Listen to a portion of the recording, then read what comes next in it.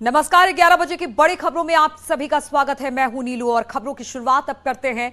मंडलीय दौरे से लौटकर आए मंत्रियों के समूह ने सीएम योगी को जो रिपोर्ट सौंपी है उसमें कई जिलों के अफसरों की शिकायत की गई है। इन अफसरों में डीएम से लेकर थाना अध्यक्ष तक शामिल है। रिपोर्ट में कहा गया है कि अधिकारी ना तो जनता की सुनते हैं और ना ही पार्टी पदाधिकारियों की ही बात मानते हैं। बताया जा रहा है कि मंत्रियों ने मौखिक रूप से किसी अधिकारी का नाम नहीं लिया है, लेकिन मंडल के जिलेवार पूरी लिखित रिपोर्ट 3 दिन में सभी मंत्री अब सौंप देंगे। मंगलवार को कैबिनेट की बैठक के बाद सीएम योगी ने सभी मंत्रियों के साथ बैठक की थी, जिसमें उन्होंने मंत्री समूहों का नेतृत्व कर रहे कैबिनेट मंत्रियों से जिले के दौरे का अनुभव साझा करने के लिए कहा।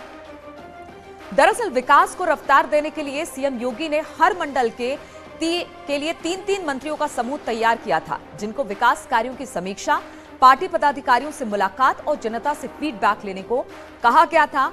और अब जब फीडबैक मंत्रियों की तरफ से दे दिया गया है तो इसमें अधिकारियों की लापरवाही की बात निकलकर सामने आई है।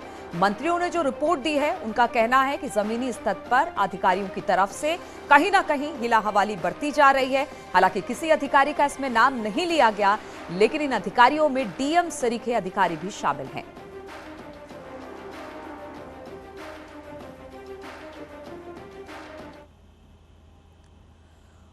और मंत्री समूह की रिपोर्ट में क्या है जरा वो भी हम आपको बताते हैं। 30 जिलों के अफसरों की शिकायत की गई है इसमें, जिसमें डीएम से लेकर एसएचओ तक की शिकायत अधिकारियों ने की है।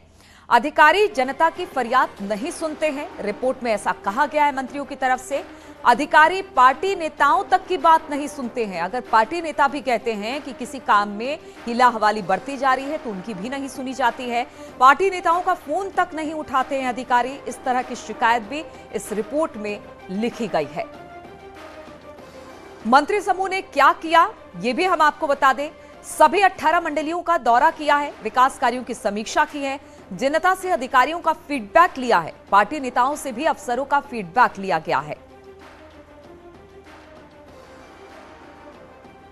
सीएम योगी के निर्देश पर मंत्री समूह की रिपोर्ट नोडल अफसरों को अब दी जाएगी। रिपोर्ट के आधार पर कार्रवाई होगी। जनता की अपेक्षा के अनुरूप विकास कार्य किए जाएंगे। तो पहले रिपोर्ट सौंपी गई, अधिकारियों के बारे में इसमें लिखा गया, विकास कार्य कहां पर है, किस तरह से मंत्रियों ने अपनी रिपोर्ट दी है और जो रिपोर्ट दी गई है मंत्रियों की तरफ से अब उस पर कामकाज होगा। जनता की अपेक्षा के अनुरूप विकास कार्य को आगे बढ़ाया जाएगा।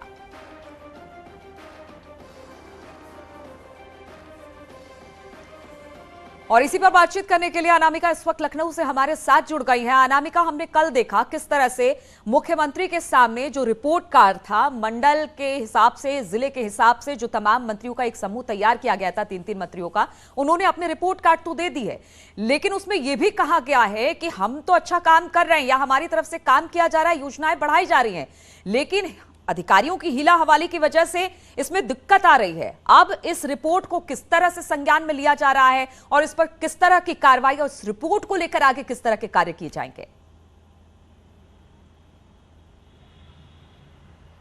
देखिए, बड़ी खबर यही है कि जिस तरीके से मंत्रियों को जिम्मा दिया गया था, खासतौर पे कैबिनेट मंत्रियों के नेतृत्व में जो समूह बनाए गए थे, उन समूहों ने जाकर के जिलों में दौरा किया, हमने ये देखा भी। और अब जाकर के कल चूंकि मंत्रिमंडल की बैठक थी कैबिनेट के बाद, तो बहुत सारे मंत्रियों ने अपनी ओर से रिपोर्ट सौंप दी है। हालांकि कुछ मंडल अभी भी बचे हुए हैं, 2 से 3 जो बड़े मंडल है जहां पे भी जिलों के दौरे चल रहे हैं। कुछ मंत्री ऐसे थे जिनके पारिवारिक कार्यक्रम लगे हुए थे, लिहाजा वो जिलों का दौरा नहीं कर पाए थे, तो 15 मई तक लास्ट डेट दी गई है। अब वो तब तक सौंप देंगे अपनी रिपोर्ट। लेकिन मोटे तौर पर जो बड़े बड़े मंडल है उनकी रिपोर्ट सौंपी जा चुकी है। सबसे ज्यादा तारीफ की गई है गोरखपुर मंडल की, धर्मपाल सिंह को प्रभार दिया गया, तो गोरखपुर मंडल का अब वहां पे अधिकारी ज्यादा मुस्तैद दिखाई दिए और योजनाओं का लाभ वहां पे मिल रहा है।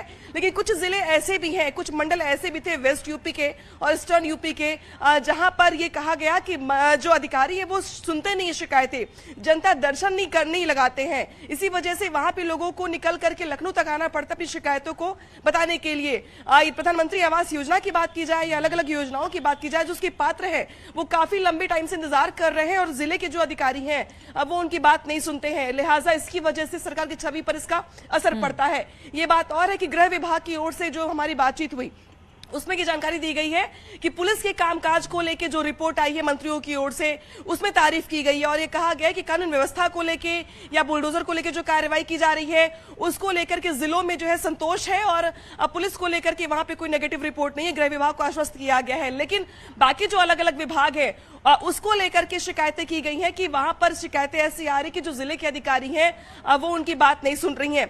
हालांकि अब मुख्यमंत्री जो है इन रिपोर्ट्स को, जो मंत्री समूह ने रिपोर्ट सौंपी है उसको जिले के नोडल ऑफिसर्स को दी जाएगी। बहुत सारे जो सीनियर आईएएस ऑफिसर्स हैं जिनको जिले का नोडल ऑफिसर बनाया गया है उनको ये रिपोर्ट दी जाएगी और वो ये इस बात को परखेंगे और देखेंगे कि किस विभाग की रिपोर्ट खराब है, चाहे नगर विकास हो, चाहे स्वास्थ्य विभाग हो, चाहे वो शिक्षा विभाग हो। अलग अलग विभागों की जो शिकायतें हैं उसमें काम ऐसे कैसे किया जाए, अधिकारी कौन ऐसे हैं जिनकी ज्यादा शिकायतें आई हैं उन पर कार्रवाई की जाए ताकि नजीर बने। तो ये जो मंत्री समूह की रिपोर्ट है वो अब नोडल ऑफिसर्स को सौंपी जाएगी मुख्यमंत्री की ओर से और उस पर हम देखेंगे कि आने वाले दिनों में कुछ कार्रवाइयां भी की जाएंगी जिलों के अधिकारियों पर।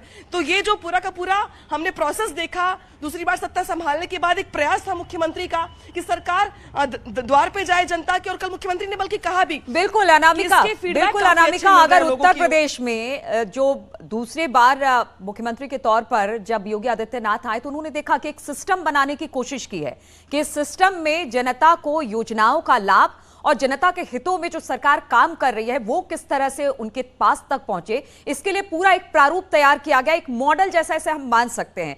यानी अब कहीं ना कहीं विकास कार्य हो या फिर सरकार की तरफ से कोशिश कि जनता के लिए वो क्या कर सकते हैं, इसमें किसी की कोताही नहीं बर्दाश्त की जाएगी। ये तो साफ तौर से दिख रहा है इस मॉडल में।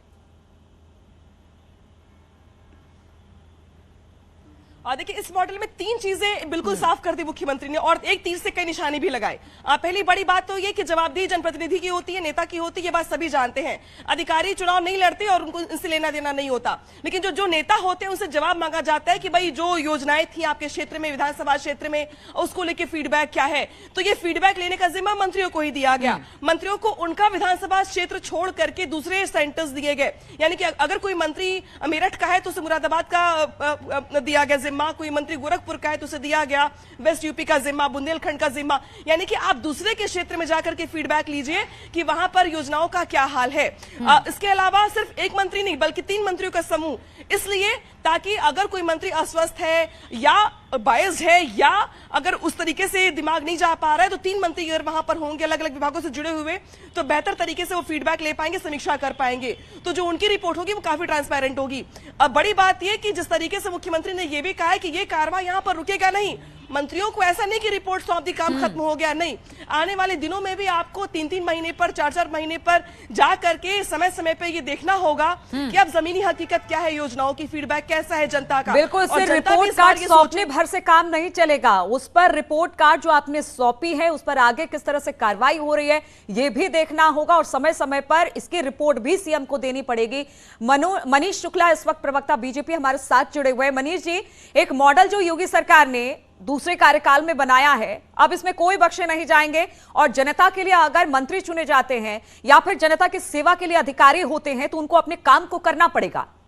ये निश्चित रूप से सरकार जनता के द्वार पर है। ग्राउंड जीरो की क्या रिपोर्ट है उसको लेने के लिए स्वयं मुख्यमंत्री जी तो जाते ही हैं। अभी कैबिनेट के मिनिस्टर गए हैं, आगे राज्य मंत्री जो स्वतंत्र प्रभार है और राज्य मंत्री वो भी जाएंगे और जो एक संवाद होना चाहिए सरकार में और जनता में वो कायम किया जाएगा और ग्राउंड जीरो की जो रिपोर्ट आएगी उसके आधार पर जनता को और कैसे सहूलियत मिले, जनता को सरकार की योजनाओं का लाभ मिले, कानून व्यवस्था की स्थिति ठीक रहे, ये सुनिश्चित किया जाएगा। ठीक है, अनुराग भदौरिया एसपी प्रवक्ता भी हमारे साथ जुड़े हुए हैं। अनुराग जी, सरकार ने एक मॉडल तैयार किया है जिसमें कहा यह गया अपने मंत्रियों से पहले तो आप रिपोर्ट दीजिए, रिपोर्ट के आधार पर प्रदेश सरकार किस तरह से योजनाएं लेकर आ रही है, किस तरह से काम हो रहा है, जनता को इसका क्या लाभ मिल रहा है और उसके बाद इस पर कार्रवाई हो रही है और लगता है सरकार को कि जो वादे उन्होंने जनता से किए हैं वो जल्द से जल्द पूरे भी हो जाएंगे और इसलिए ये सारी कवायद बीजेपी की तरफ से। तो वही तो समस्या है। हम तो पूछ रहे हैं मंत्री लोग हैं कहाँ पे।